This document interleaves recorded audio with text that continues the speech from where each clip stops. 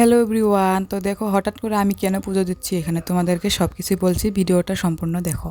তো দিনটা ছিল 6 আগস্ট বুধবার। আমি তখন ছিলাম আমার বাবার বাড়িতে নতুন গৃহপ্রবেশ ছিল, তাই আমি গিয়েছিলাম। তো অনেক কষ্ট করে আমার মা এই বাড়িটা গড়ে তুলেছে। আমার যেহেতু এখন বাবা নেই, মাই সব কিছু করতে হয়, মায়েরই সব দায়িত্ব। সবাই মিলে এখন ঘরের চারপাশ দিয়ে ঘুরে নিলাম। এখন সবাই মিলে একসাথে নতুন গৃহে প্রবেশ করলাম। এখানে হবে বিষ্ণু পুজো করে আমরা গৃহপ্রবেশ করলাম। তো সব কিছু এখানে ঠিকঠাক করে রেখে দিলাম। এখন আমরা পুজোতে বসে যাব। তো ভাই এখানে পুজোতে বসে পড়েছে। তো পুজো কমপ্লিট হলে আমরা সবাই মিলে পুষ্পাঞ্জলি নিয়ে নিব। সবাই উপোস ছিলাম বাড়ির।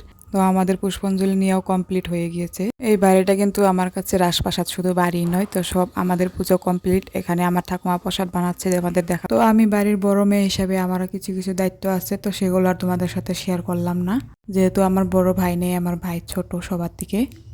আর এই যে এখানে মাছও আনতে হয় নতুন গৃহে প্রবেশ করলে, আমাদের নিয়ম। তো তোমাদের ভিডিওটা কেমন লাগলো অবশ্যই কমেন্ট করে জানিও।